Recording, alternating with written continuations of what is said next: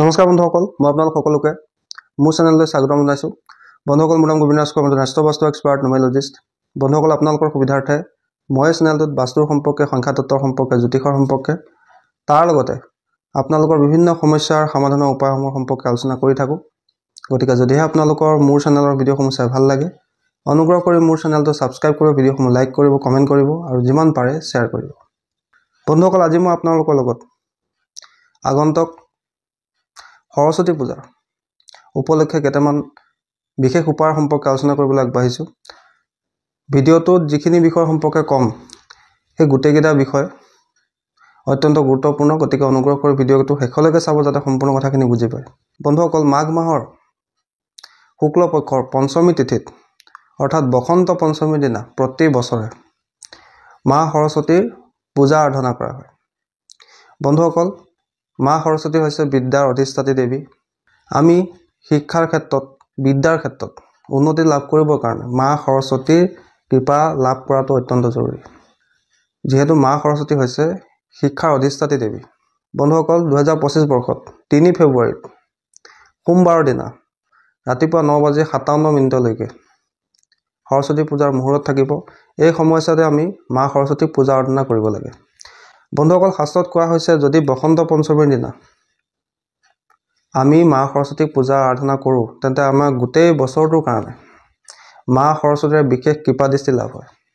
যিসকল বিদ্যাৰ্থীয়ে পৰীক্ষাৰ কাৰণে প্ৰস্তুতি চলাই আছে, যিসকল বিদ্যাৰ্থীয়ে জীৱনত শিক্ষাৰ ক্ষেত্ৰত উন্নতি সাধন কৰিবলৈ ইচ্ছুক, যিসকলৰ বিদ্যাৰ ক্ষেত্ৰত বিভিন্ন বাধা আহে, যিসকলৰ শিক্ষা গ্ৰহণৰ ক্ষেত্ৰত সমস্যা আছে, তেওঁলোকে মা সৰস্বতীক এই বিশেষ দিনটোত সৰস্বতী পূজাৰ দিনা পূজা আৰাধনা কৰিব লাগে। মা সৰস্বতীৰ বীজ মন্ত্ৰ এং, এই বীজ মন্ত্ৰ যিমান পাৰে মনে মনে জপ কৰিব লাগে।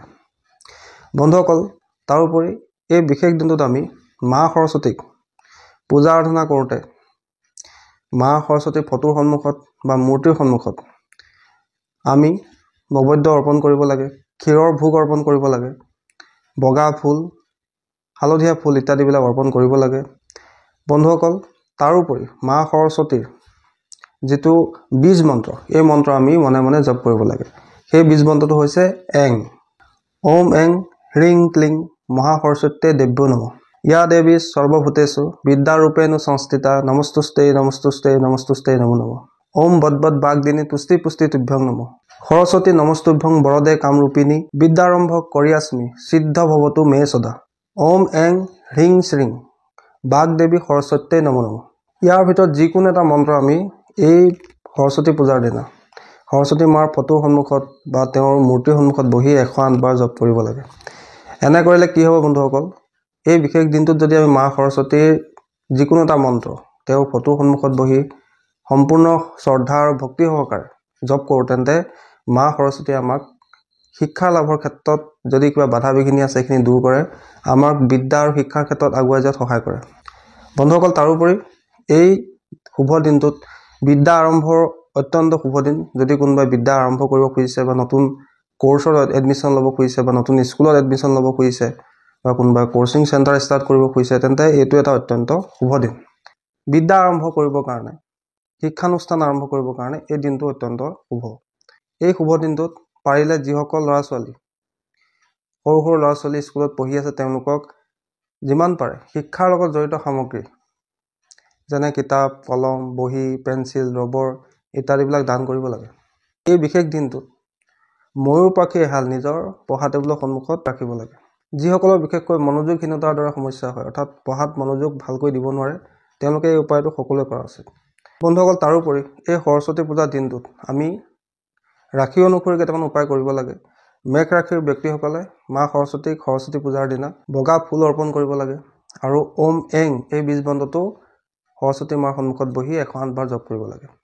বৃষ ৰাশিৰ ব্যক্তিসকলে মা সৰস্বতীক সৰস্বতী পূজাৰ দিনা বগা চন্দনৰ তিলক লগাব লাগে, বগা চন্দন অৰ্পণ কৰিব লাগে। মিথুন ৰাশিৰ ব্যক্তিসকলে সৰস্বতী পূজাৰ দিনা সৰস্বতী মাক গ্ৰীণ কালাৰৰ পেন অৰ্থাৎ সেউজীয়া ৰঙৰ কলম অৰ্পণ কৰিব লাগে। কৰ্কট ৰাশিৰ ব্যক্তিসকলে মা সৰস্বতীক এই সৰস্বতী পূজাৰ দিনা ক্ষীৰৰ ভোগ অৰ্পণ কৰিব লাগে। সিংহ ৰাশিৰ ব্যক্তিসকলে মা সৰস্বতীক সৰস্বতী পূজাৰ দিনা এহাল ময়ূৰ পাখি অৰ্পণ কৰিব লাগে। কন্যা ৰাশিৰ ব্যক্তিসকলে সৰস্বতী পূজাৰ দিনা সৰু সৰু ল'ৰা ছোৱালীক কলম পেঞ্চিল বহি শিক্ষাৰ লগত জড়িত সামগ্ৰী দান কৰিব লাগে। তুলাৰাশি ব্যক্তিসকলে সৰস্বতী পূজাৰ দিনা ব্ৰাহ্মণক বগা বস্ত্ৰ দান কৰিব লাগে। বৃশ্চিক ৰাশিৰ ব্যক্তিসকলে সৰস্বতী পূজাৰ দিনা সৰস্বতী মাক ৰঙা কলম অৰ্পণ কৰিব লাগে। ধনুৰাশিৰ ব্যক্তিসকলে সৰস্বতী মাক সৰস্বতী পূজাৰ দিনা হালধীয়া ফুল অৰ্পণ কৰিব লাগে। লগতে হালধীয়া মিঠাই অৰ্থাৎ বেচনৰ পৰা প্ৰস্তুত কৰা যিকোনো মিঠাই মা সৰস্বতীক অৰ্পণ কৰিব লাগে। মকৰ ৰাশিৰ ব্যক্তিসকলে সৰস্বতী মাক সৰস্বতী পূজাৰ দিনা নীলা ফুল অৰ্পণ কৰিব লাগে। সেয়া অপৰাজিতা ফুল হ'ব পাৰে বা যিকোনো নীলা ৰঙৰ ফুল হ'ব পাৰে। কুম্ভ ৰাশিৰ ব্যক্তিসকলে সৰস্বতী পূজাৰ দিনা মা সৰস্বতীক পূজা কৰাৰ লগতে পাৰিলে কোনো যদি ওচৰে পাজৰে দুখীয়া ষ্টুডেণ্ট আছে, আৰ্থিকভাৱে দুৰ্বল কোনোবা পঢ়া শুনা কৰা ল'ৰা ছোৱালী আছে, তেওঁলোকক স্কুল বেগ দান কৰিব লাগে। মীন ৰাশিৰ ব্যক্তিসকলে সৰস্বতী পূজাত সৰস্বতী মাক ধাৰ্মিক কিতাপ যেনে ভাগৱত গীতা হওক, নাৰায়ণ কৱচ ইত্যাদিবিলাক অৰ্পণ কৰিব লাগে। বন্ধুসকল, এইখিনি হ'ল ৰাশি অনুসৰি কৰা উপায়।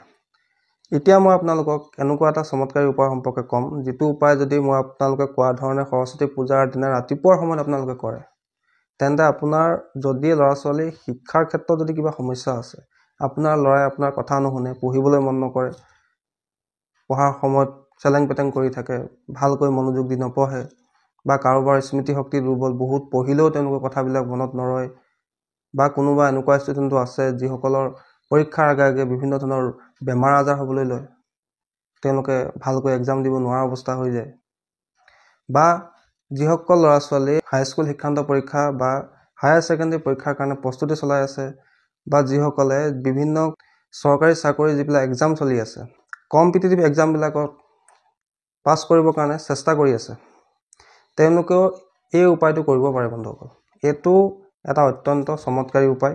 এই উপায়টো আপোনালোকে সৰস্বতী পূজাৰ দিনা ৰাতিপুৱাৰ সময়ত কৰিব লাগিব। কি কৰিব লাগিব আপোনালোকে ভালকৈ শুনি লওক। একেবাৰে এটা সৰু উপায়। আপোনালোকে এখন A4 সাইজৰ পেপাৰ লৈ ল'ব, বা এখন আপোনালোকে বগা কাগজ লৈ ল'ব। ৰঙা কলমৰ সৈতে আপোনালোকে মই এটা যন্ত্ৰ স্ক্ৰীনত দিছোঁ, এই যন্ত্ৰটো আপোনালোকে লিখি ল'ব। এই যন্ত্ৰটো আপোনালোকে এখন বগা কাগজত ৰঙা কলমৰ সৈতে সৰস্বতী পূজাৰ সোমবাৰে পৰিছে, সোমবাৰে ৰাতিপুৱাৰ সময়ত 9টা বজাৰ আগত আপোনালোকে যন্ত্ৰটো এখন কাগজত লিখি ল'ব। যন্ত্ৰটো আপোনালোকে লেখাৰ পিছত তলত সৰস্বতী মাৰ এটা তান্ত্ৰিক মন্ত্ৰ আছে, এইটো লিখিব। বন্ধুসকল, মন্ত্ৰটো মই আপোনালোকক সুবিধাৰ্থে কৈ দিছোঁ। মন্ত্ৰটো হৈছে ওম এং হ্ৰিং শ্ৰিং সৰস্বতী নমো নমঃ। ওম এং হ্ৰিং শ্ৰিং সৰস্বতী নমো নমঃ। এই মন্ত্ৰটো লিখাৰ পিছত আপোনালোকে যাৰ কাৰণে এই প্ৰয়োগটো কৰিছে তেওঁৰ নামটো লিখিব। যদি আপুনি নিজৰ কাৰণে প্ৰয়োগ কৰিছে, নিজৰ নামটো লিখিব, বা যদি আপুনি নিজৰ সন্তানৰ কাৰণে কৰিছে, সন্তানৰ নামটো লিখিব। লেখাৰ পিছত আপোনালোকে এই যন্ত্ৰভাগ য'ত আপোনালোকে সৰস্বতী পূজা কৰিছে, তেওঁৰ ফটোৰ সন্মুখত বা তেওঁৰ মূৰ্তিৰ সন্মুখত ওচৰে পাজৰে আপোনালোকে ৰাখি দিব। বন্ধুসকল, তাৰপিছত আপোনালোকে পূজাত যিখিনি নিয়ম নীতি কৰিবলৈ আছে সেইখিনি কৰি ল'ব। তাৰপিছত আপোনালোকে এই যন্ত্ৰভাগ যদি পাৰে লেমিনেশ্যন কৰি ল'ব, যাতে কাগজখন ফাটি চিটি নাযায়। সৰস্বতী পূজাৰ পিছত আপোনালোকে সেই কাগজখন আপোনালোকৰ সন্তানৰ পঢ়া টেবুলৰ সন্মুখত তেওঁলোকৰ চকু পৰাকৈ লগাই ৰাখিব।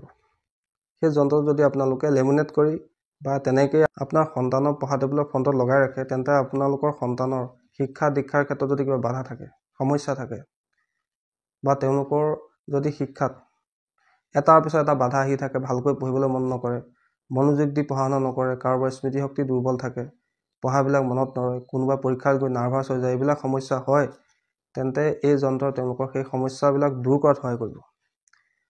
বন্ধুসকল, এইটো মা সৰস্বতীৰ এটা নটিচা যন্ত্ৰ। আপোনালোকে মই কোৱা ধৰণে ৰাতিপুৱাৰ সময়ত নিজৰ কাৰণে কৰিলে নিজে কৰিবও পাৰে, বা যদি আপুনি নিজৰ সন্তানৰ কাৰণে কৰিব খুজিছে কৰিব পাৰে। যন্ত্ৰটো ভালকৈ ৰঙা কলমেৰে লিখি ল'ব। লিখি তলত যিটো মন্ত্ৰ আছে সেইটো স্পষ্টকৈ লিখিব। লিখি তলত যাৰ কাৰণে এই যন্ত্ৰটো লিখিছে তেওঁৰ নামটো লিখি দিব। যদি আপোনাৰ 2-3জন সন্তান আছে, প্ৰত্যেকজনৰ কাৰণে কৰিব খুজিছে, তেন্তে 2-3খন কাগজত আপোনালোকে একেটা উপায়কৈ কৰিব।